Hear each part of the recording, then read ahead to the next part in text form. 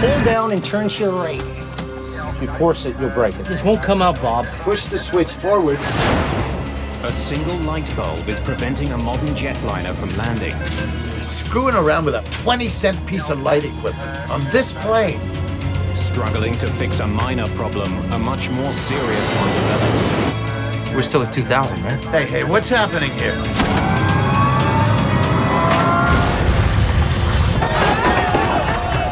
The plane crashes in a remote swamp. Those who survived the crash face a new danger. The swamp has filled with jet fuel. No one light a match! Eastern 401 was a pivotal accident in aviation history. The crash would point investigators to an astonishing danger lurking in all commercial cockpits.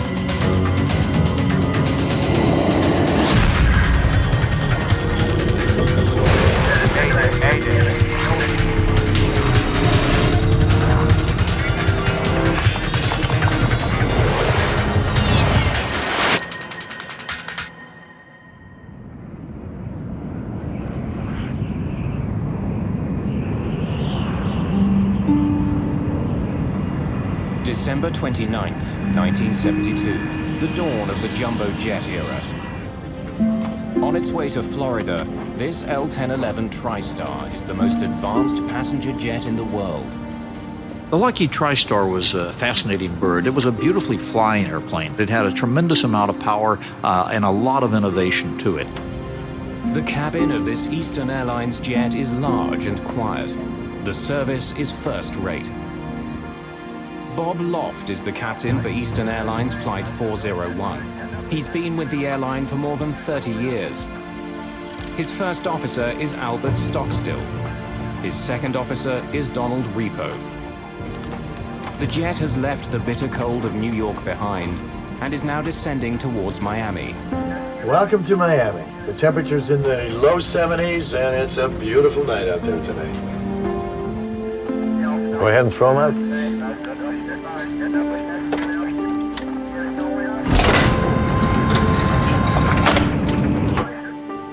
Angelo Donadeo is an off-duty Eastern Airlines maintenance expert. He's catching a ride back to Miami. There are 176 people on board tonight's flight. Most are heading south for New Year's. Ron and Lily Infantino have been married for only 20 days. They've just spent Christmas with his family. The seatbelt sign came on as normal. We're in a final approach. I look out the window there, and I could see lights at the airport.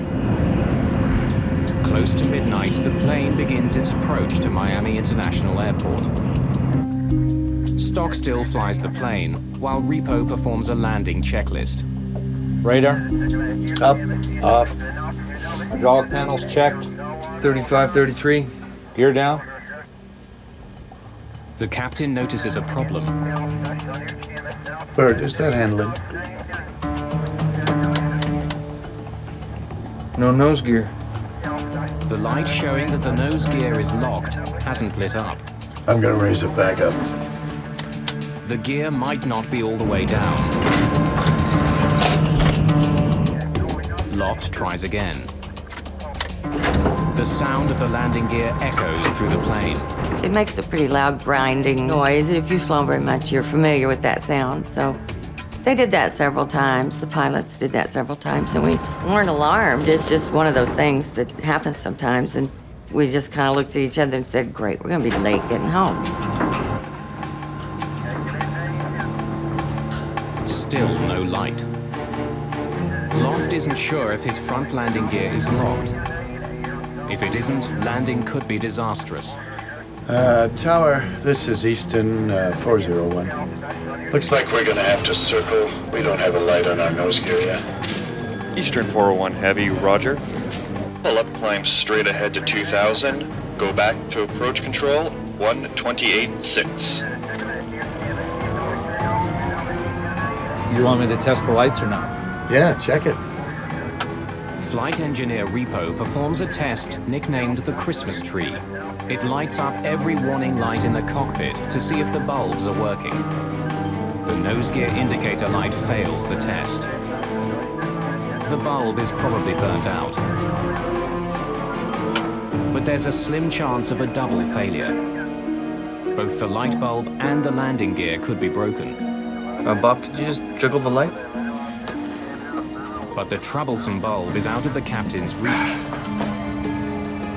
On the ground, air traffic control directs Flight 401 to climb to 2,000 feet and circle away from the airport until the problem is solved. You want me to fly it, bro? What frequency did he want us on, Bert? 128.6. I'll talk to him. It's right above that red one, isn't Yeah, it? I can't get at it from here. Wow. Yeah, I can't make a pull out either.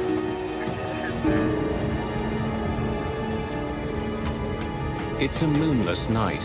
As the plane veers away from Miami, there's total darkness outside. All of a sudden, it turned pitch dark again. And that means we were going back out west towards the Everglades. Co-pilot Stockstill is flying the plane, but Captain Loft needs his help to solve the problem.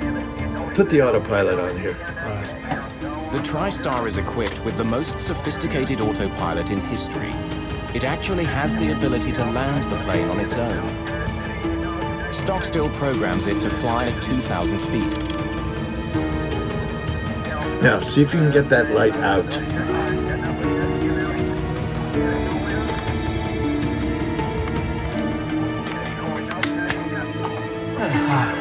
The light is finally removed.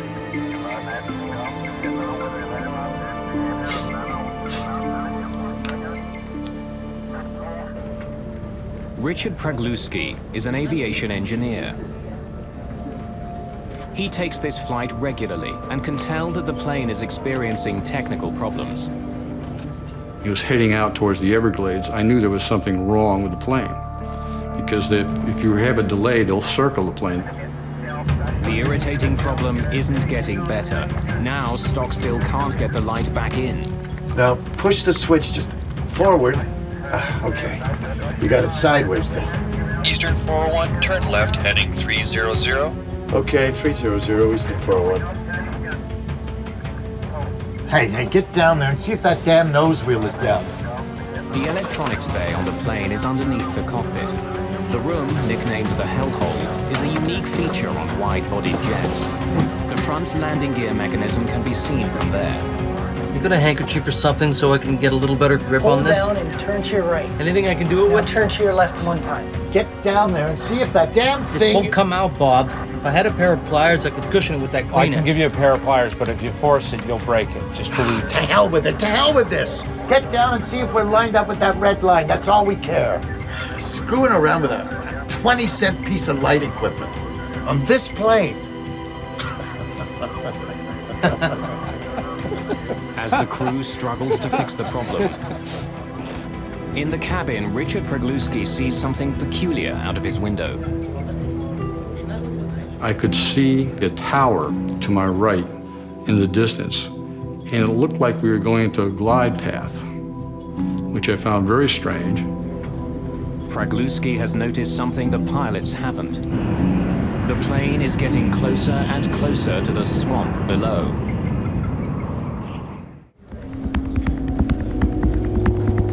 Eastern Airlines Flight 401 is flying over the Florida Everglades. Below it, nothing but a dark, deserted swamp. To passenger Richard Pragluski, something doesn't seem right. I felt it kind of strange that they hadn't made any announcements. But again, he was still fairly high off the ground. And I figured they would come out and tell us that when they were going to make the landing. So I wasn't overly concerned. Put it in the wrong way, huh? Looks square to me. Can't you get the hole lined up? I don't know what the hell's holding that damn thing in there. It's always something. We could have made schedule. Without a green light, they still don't know if their landing gear is locked.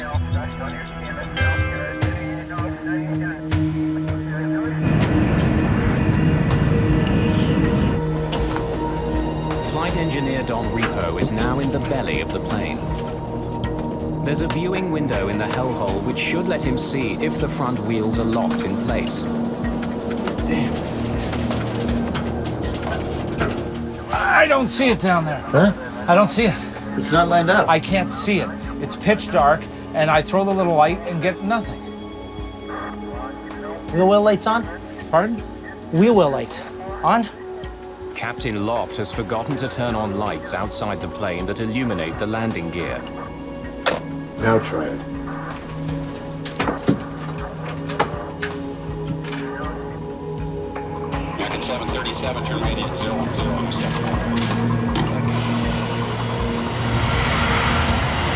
At Miami International, controller Charlie Johnson has just finished dealing with another troubled jet. National 607 has landed without incident. Fire trucks were deployed, but they weren't used. He notices that Eastern Airlines Flight 401 seems to have dropped from 2,000 feet to 900. But he's not overly concerned. It's not unusual to get false readings for several radar sweeps in a row. Eastern 401, how are things coming along out there? Okay, we'd like to turn around and come back in. Captain Loft believes that he'll soon get confirmation that his gear is locked. He wants to return to the airport. Eastern 401, turn left, heading 180.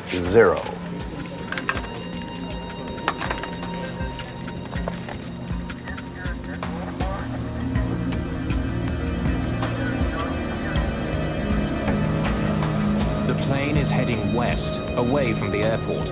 It will take several minutes to get lined up for the landing.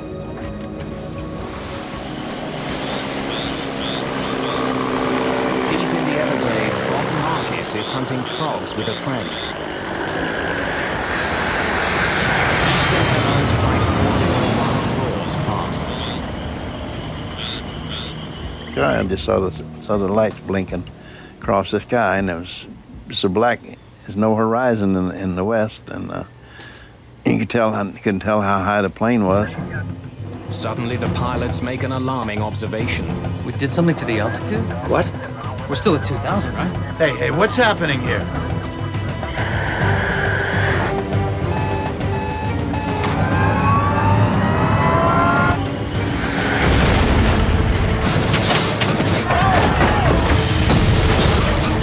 I see the lights in the cabin just flickering on and off, and I heard a noise. It was a violent whipping sensation. Then all of a sudden, all hell broke loose.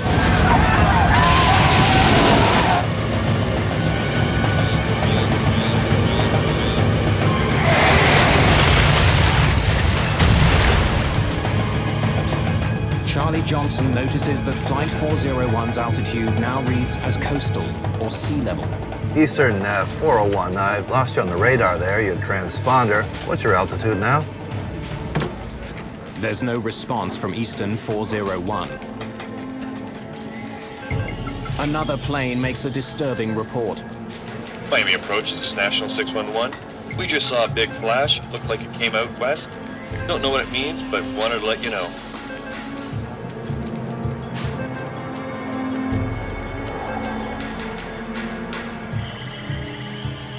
In a dark, remote swamp, those who survived the crash find themselves in a nightmare.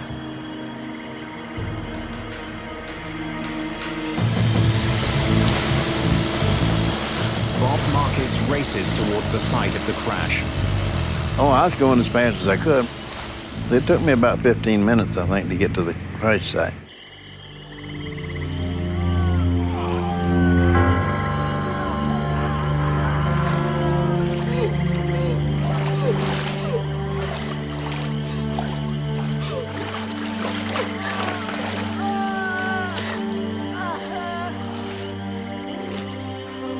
Remarkably, Richard Pregluski is alive. I knew I was badly injured because I could see my clothes hanging from my body. I had almost no clothes on the upper half of the body, and I could see skin coming down my arms. And I also knew that when you're in shock, you feel no pain.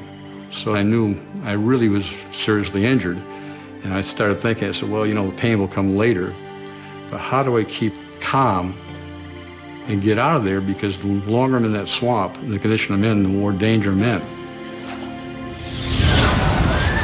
When the plane crashed, a huge fireball tore through the cabin. I remember that fire coming to my face. I remember the flash. I remember that I tried breathing and I could not get my breath. Of course, the fire took all the oxygen out of the air. And that's the last thing I remember until I got up in the swamp itself.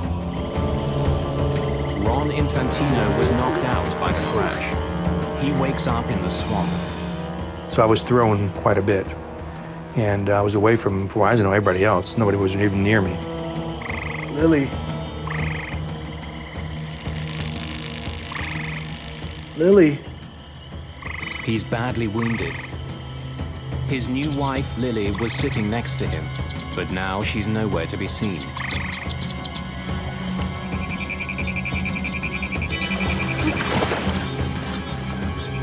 Swamp water doused the initial flames.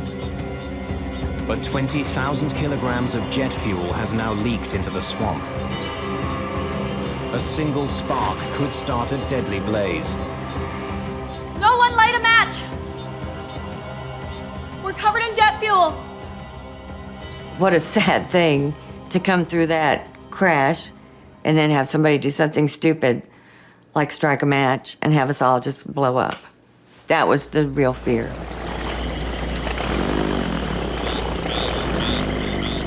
Hoping to help the survivors, Bob Marcus jumps into the swamp. He immediately feels the sting of the jet fuel on his skin. It burnt my legs. I had to treat my legs for burns for about a week. Marcus quickly spots a survivor who's in grave danger. The badly wounded man is still strapped to his seat. He's on the verge of drowning. And his head kept dropping down in the water. He came up, he said, "Help me. I can't hold my head up much longer," and then dropped back down in the water. So I helped him, I pulled him up. Don't worry. I got you. I got you. Bob Marcus saves dozens of lives, preventing many people from drowning.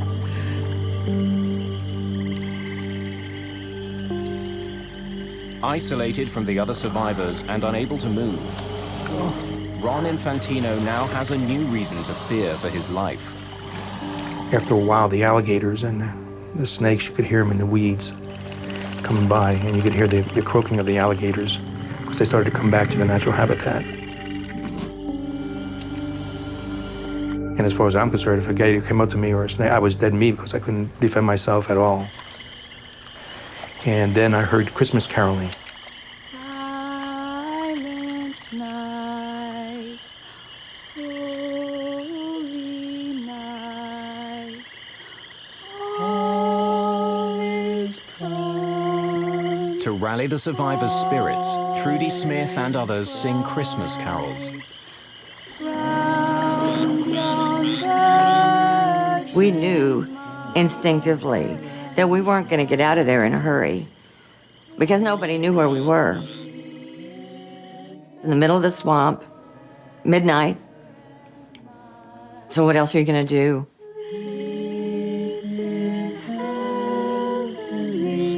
And you got to picture us this, I mean, in the dark at night, or you hear us singing in the wilderness.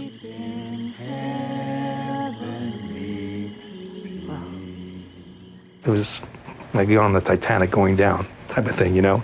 It was unbelievable.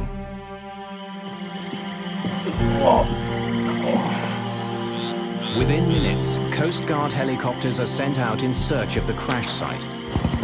But in the pitch black night, they can't find the wreckage.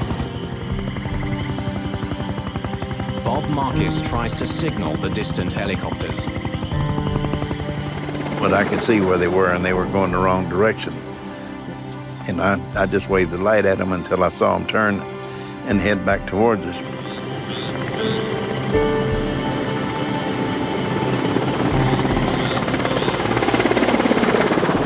It seemed like we'd been in the swamps for a really long time when we heard a helicopter, and it was such a welcoming sound because that means somebody knows that you're there.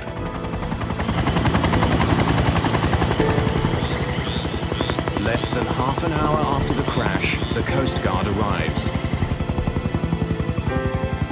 But the nearest landing site is 100 meters away.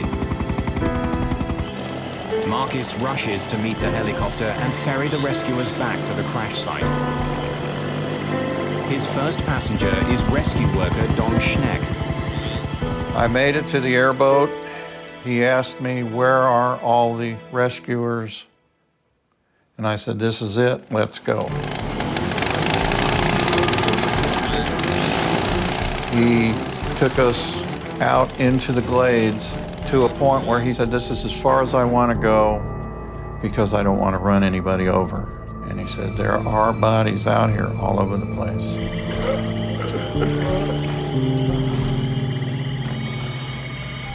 Don Schneck starts searching for survivors. I approached the large object that I had seen at a small distance and realized it was the nose section of the aircraft. He's amazed to discover that Captain Bob Loft has survived the crash.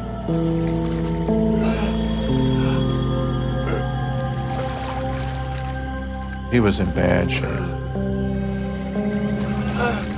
He had lacerations, so I knew he had broken ribs. I could tell he was in shock, so I calmed him down, told him, I'm the only one here right now, but they're coming. Just hang in there. I'm going to die. He told me that, and I argued with him. Anything to keep anything going. It just made me feel so inadequate because it was just me. I turned around and I looked back towards Miami and thinking, where in the heck is everybody? And at that time when I looked, I must have seen 50 lights coming. And I went, thank God. First Officer Bert Stockstill was killed during the crash. Captain Bob Loft soon dies at the scene.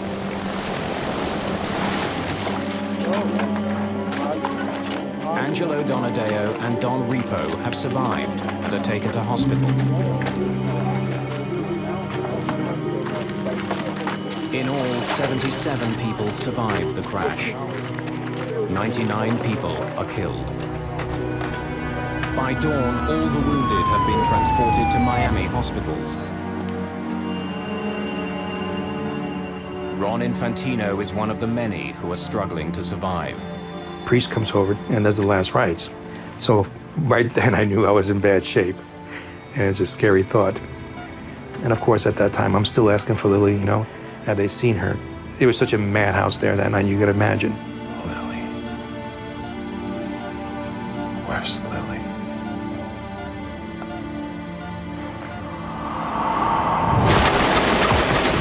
The crash is headline news around the world. It's the first ever jumbo jet to crash, and it produces the largest number of deaths in U.S. civil aviation history. There's tremendous pressure on investigators from the National Transportation Safety Board to find out what happened. It was an enormous puzzle because this was the newest, the most sophisticated, the best of the airliners. It apparently was in perfect working condition. So the NTSB perceived that this was going to be a very long investigation that involved multi-level potential problems. The crash site itself is an important clue for investigators arriving at the scene. The trail of debris is enormously long. That suggests that the plane hit the swamp almost in the same nose-up position as it would while landing at an airport. Its descent was clearly slow and gradual. NTSB investigators have documented the final settings for many of the instruments in the cockpit. They discover that the autopilot was set to maintain an altitude of 2,000 feet. So why didn't it? Maintenance expert Angelo Donadeo is interviewed. All he can tell investigators is the crew was trying to fix a light bulb before the crash. Within days, the plane's 2 black boxes are recovered. Investigators hope they will provide some answers. Before they can extract the data, flight engineer Don Repo dies in hospital. Ron Infantino is given some devastating news of his own. The body of his wife Lily has been found under the plane's wing.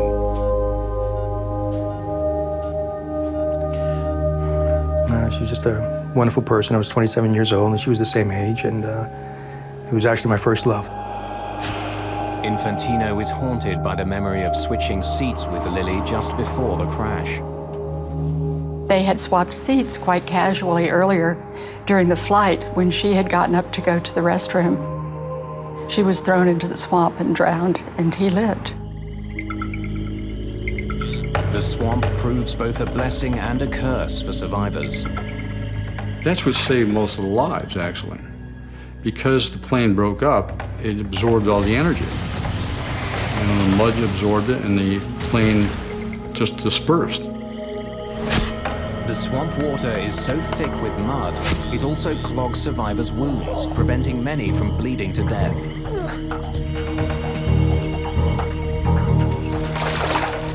But there's a deadly new threat facing some survivors. Their wounds have become infected, contaminated by a deadly organism found in the black mud of the Everglades.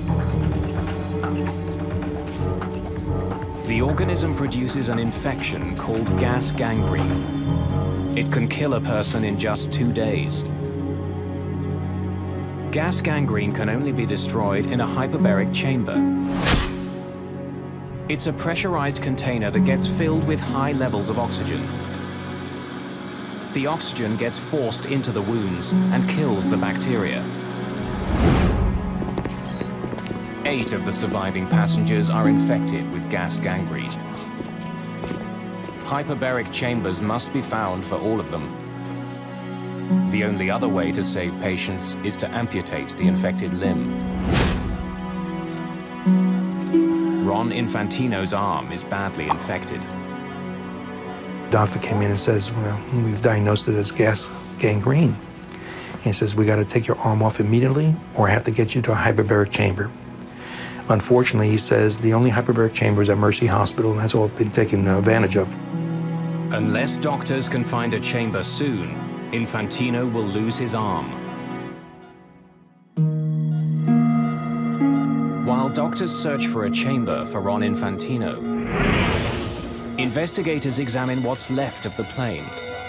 They test its flight controls, engines, instruments, and its electrical and hydraulic systems. The plane was virtually new. It was in perfect condition. There was no mechanical reason found that would have caused the crash. In fact, some parts of the plane are in such good condition that the NTSB gives them back to Eastern Airlines so they can be installed on other airplanes in its fleet.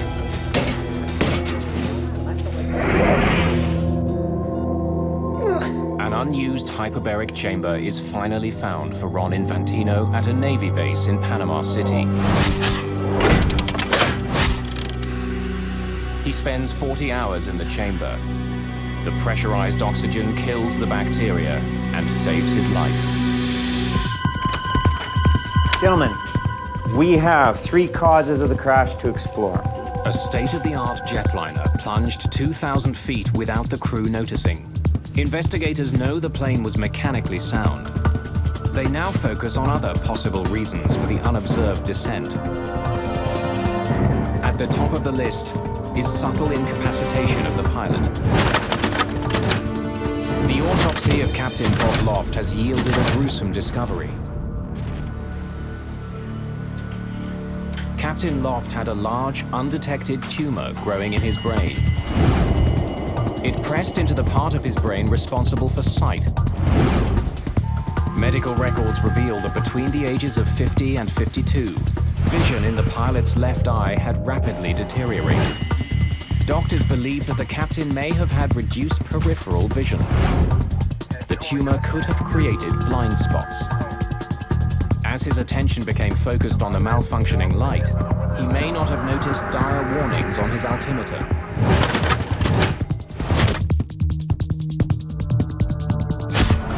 investigators consider a stunning possibility.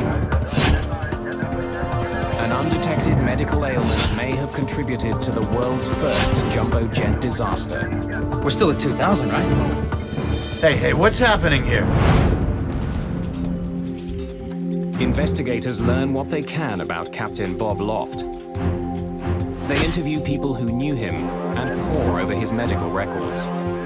The investigators heard that Captain Loft, so far as his family and friends knew, had perfect vision. He was an expert marksman. He shot doves, particularly, which are a very small target. Loft's records show that he'd recently passed a medical in which he was issued corrective glasses for flying. But the evidence doesn't support the notion that his vision was dangerously impaired. He was 55 years old, and who gets to be 55 without wearing reading glasses? Not many. Dr. Joe Davis, who did the autopsy, told me that even though the tumor was pressing on areas of his brain that control vision, there was no reason to think that it had yet begun to affect those. He felt it had nothing to do with the accident. Investigators still don't know why Flight 401 started descending in the first place. Put the autopilot on here. Could the autopilot, which was supposed to keep the plane at 2,000 feet, have malfunctioned? The plane's computers survived the crash. They're removed and examined. 11 days after the crash, the autopilot computers are installed on another TriStar. It flies the same route as Flight 401. The autopilot holds that plane at 2,000 feet. So why hadn't it on the night of the accident? Investigators will need to explore other leads to find out. There's another question that dogs this investigation. Why didn't the Miami Tower alert the crew that their plane was dropping? The world's first three-dimensional radar had recently been installed there. It meant that controller Charlie Johnson knew the location, altitude, and speed of Flight 401.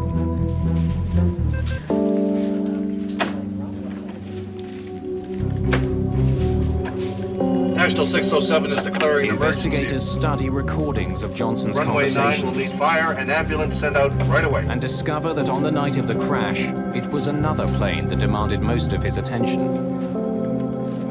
National Airlines Flight 607 was coming into land just ahead of Flight 401. That flight was having its National own 607 landing is gear declaring an problems. emergency. Runway 9 will need fire and ambulance sent out right away. As he focused on the emergency, Johnson handed Flight 401 over to another controller. But just as National 607 came in for its emergency landing, the other controller phoned Johnson and handed Flight 401 back to him. Eastern Heavy's coming back to you. Unsafe nose gear. No. At the time, Flight 401 was already over the swamp. Johnson had 5 other planes to monitor. He was also dealing with the aftermath of his emergency landing. National 607 has landed without incident. Trucks were deployed, That's when he but noticed they that weren't Flight used. 401's altitude had dropped to 900 feet. The way the radars work, still to a certain extent this happens, but back then it was even worse. Coast mode was a very well-known phenomenon. I mean, you might lose the target for 2 or 3 minutes in terms of the altitude reporting part of it, and it goes and gives you some weird altitude, and then boom, it's right back where it should be. But the controller didn't stop there, and this was really to his credit.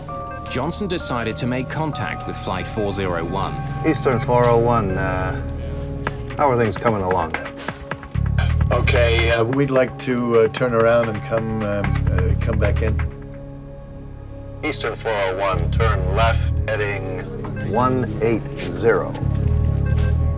After that brief exchange, Johnson assumed there was no problem.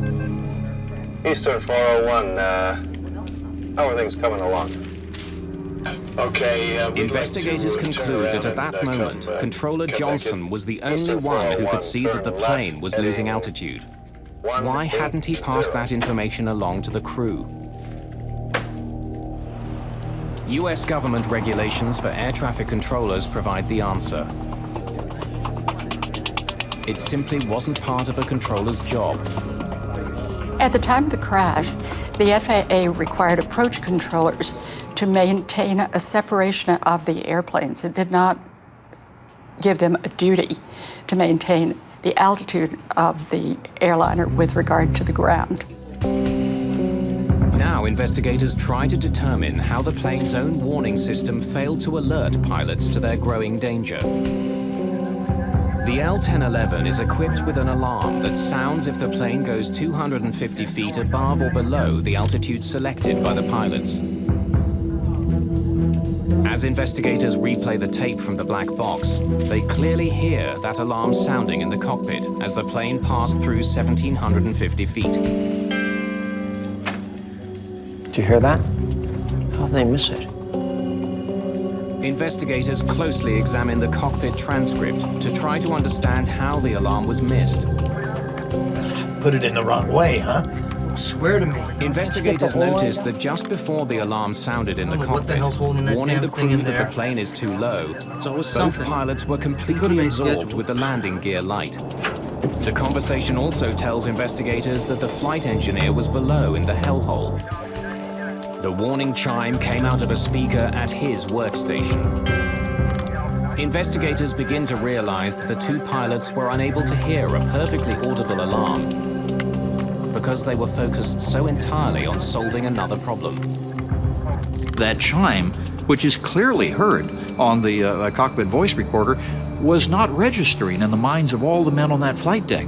Not because they weren't trying to pay attention, but because they were tunneled in on this one problem. That's what we do as humans. Investigators now focus on crew distraction as a likely cause of this accident. Several instruments would have displayed the decreasing altitude. The major question was, why were the pilots so preoccupied that they were not looking at the instrument panel?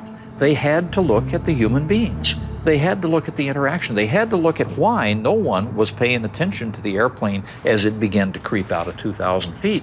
That was scary territory in 1972. Investigators interview a number of pilots and make a startling discovery. Pilots admitted that they placed a lot of trust in the modern new autopilots flying their planes. They may have become overly dependent on the technology. Put the autopilot on here. Investigators suspect that the Eastern crew was so confident in their autopilot that they didn't monitor their instruments as closely as they should have. Now, see if you can get that light out. Once the autopilot was on, none of the pilots paid attention to actually flying the plane. Still got to find out why that plane went down. Investigators still haven't determined the most crucial piece of information. If the autopilot was working, why did the plane dive into the swamp? We did something to the altitude? What? The pilot's conversation clearly shows that they hadn't deliberately started descending. We're still at 2,000, right? Hey, what's happening here? So why did it happen? The answer comes in a dramatic form when the NTSB conducts a public hearing in Miami 2 months after the crash.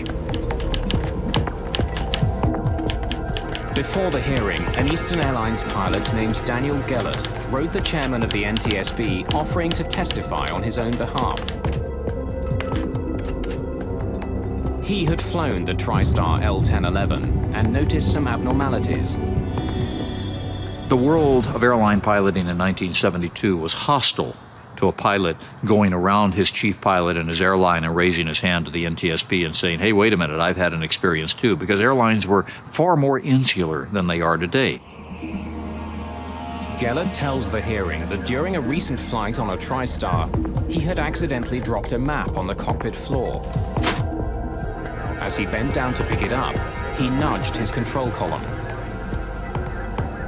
He noticed immediately that the plane's autopilot had been affected. The part of the autopilot controlling altitude had been turned off. The NTSB discovers that Gellert's experience is shared by others. In fact, 17 days after the accident, Eastern Airlines tacked a notice onto a company bulletin board and also mailed it to all of its TriStar pilots. The bulletin warned against accidentally bumping the control wheel. One of the things that we built into all the modern jetliners and airliners is simply a pressure switch. So if you need to take over right now, you don't want to be wasting time down here on the panel turning the autopilot off. You just grab it and the autopilot goes away. The flight data recorder tells investigators the precise moment that the plane's altitude started to drop. It was 11:37 and 8 seconds.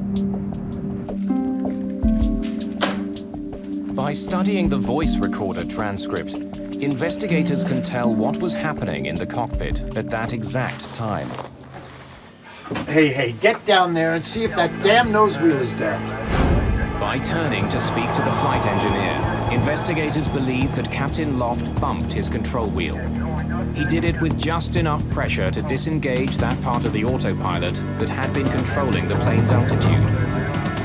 Without anyone realizing it, a simple nudge of the control wheel started a gradual descent. On a dark, moonless night, the pilots had no visual cues to tell them they were falling. It was determined that occasionally, with just a soft bump, an autopilot had been disengaged. So before the crash, it wasn't part of the training? A training director for Eastern Airlines eventually reveals that before the Everglades crash, pilots were never taught that a bump could disengage the autopilot. The NTSB comes to a sobering conclusion. The plane crash was due to pilot error. The crew was distracted. They mishandled the plane's sophisticated automation, and they hadn't been properly trained. Eastern 401 was a pivotal accident in aviation safety history, and we really didn't know this for about 10 or 15 years in terms of the true import of what it did to us in focusing our attention on the fact that the way we handled things in a cockpit was not only not correct, but it was dangerous. Investigators also make a disheartening find. When the nose gear indicator light assembly is examined, they discover that a light bulb inside is burnt out. Go ahead and throw them out. Flight 401's landing gear was locked. The plane could have landed. The only piece of the plane that failed was a $12 light bulb. The full legacy of Flight 401 will take years to unfold. It will ultimately alter how pilots are trained and how accidents are investigated. But first, the tale of Eastern Airlines Flight 401 will take a very bizarre twist.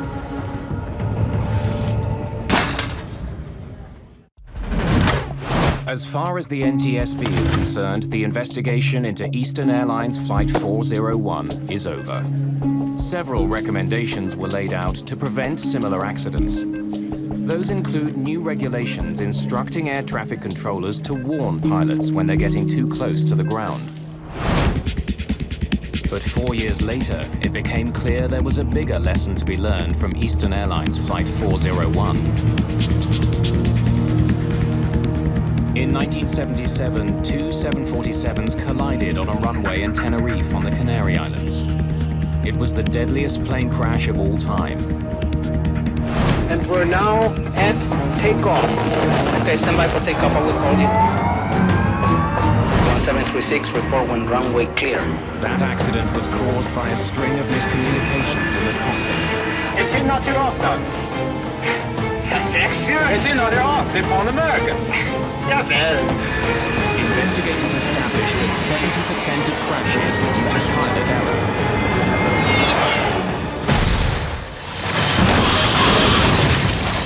Both of these accidents, Tenerife and 401, what you see is crews dedicated to doing a good job, but not realizing that they're human, not realizing how many things can go wrong if you don't appreciate how human beings fail. By the late 1970s, NASA began to explore a new behavioral science designed to reduce pilot error. And pilots be on the lookout for any different from behavior when we acquire. It's called Crew Resource Management, or CRM. Crew resource management simply means that we're not going to have one pilot leading and everybody else following. It means that the captain has to be a leader and listen to and interact with his subordinate crew members, and the subordinate crew members have to speak up. Decades later, Flight 401 is taught in aviation courses around the world as a textbook example of poor CRM. The problem was that we did not teach Bob Loft or Stockstill or any of these folks at the time that when something goes wrong, the commander's first responsibility is to maintain aircraft control and either do it himself or assign somebody. We're up to 2,000. You want me to fly, bro? What frequency did he want us on, Bert? 128.6. I'll talk to him. On Flight 401, Captain Loft did not clarify who should be doing what. Instead, all 3 crew members worked on the same problem. Bob, could you just jiggle the light? It's gotta come out a little bit and then snap in. With the co-pilot flying, the captain commanding from the left seat, you already had cross purposes here. It's right above that red one, isn't it? Yeah, I can't get at it from here. And you had a light quadrant the captain couldn't quite reach, and the co-pilot could, but the co-pilot is flying the airplane. You've just set them up for a major problem, and guess what? Systemically, we never taught them what to do. Today, CRM also trains flight crews not to be intimidated by one crew member's mood. You got a handkerchief or something so I can get a little better grip on this? Anything I can do it with? Get down there and see if that damn This thing... won't come out, Bob. So if the leader is having a problem, in this case with a light bulb, Okay. You got it sideways there. and he's really irritated at it, and the co-pilot has now made the problem worse. The co-pilot's not going to be happy with himself over that. I don't know what the hell's holding that damn thing in there. Don Repo is not going to be happy that he got downstairs to try to solve the problem, and he couldn't see anything, and he's got to come up and report that. I don't see it. They're all tense. It's not lined up. I can't see it. And when you get a crew like that tense, it's not to turn around to the captain and say you shouldn't have done that. But this is part of the evolution of what air safety has now learned and been able to teach so many other industries. The enduring legacy of Flight 401 is the delegation of specific tasks in the cockpit. The result is fewer crashes. There was also much more bizarre fallout from this crash. It seemed that the crew of Flight 401 was haunting other Eastern Airlines flights. For some time after the crash, flight crews and passengers report seeing lifelike apparitions of Flight 401's crew.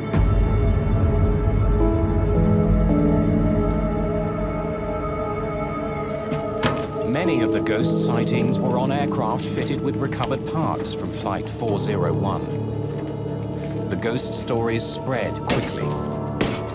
One book devoted entirely to those stories suggests that the ghosts were there to protect passengers and crew from further mishap. The official reaction at Eastern Airlines to these ghost stories was one of absolute eye-rolling denial in public, and in private, a certain bit of panic. There are so many ghost sightings that eventually Eastern Airlines removes Flight 401's cannibalized plane parts from all other aircraft. None of those who survived the crash will ever forget the horror they witnessed in the Everglades that night.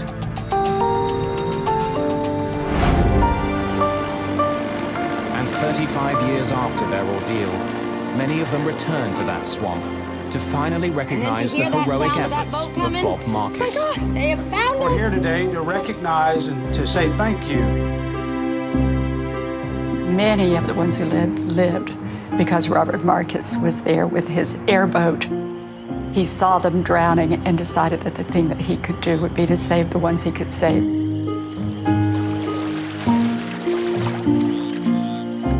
Robert Marcus was the kind of person that I hope that all of us ultimately would be if we were confronted with that sort of thing, but he drew on some special courage to do what he did. He was one of the true heroes of the crash.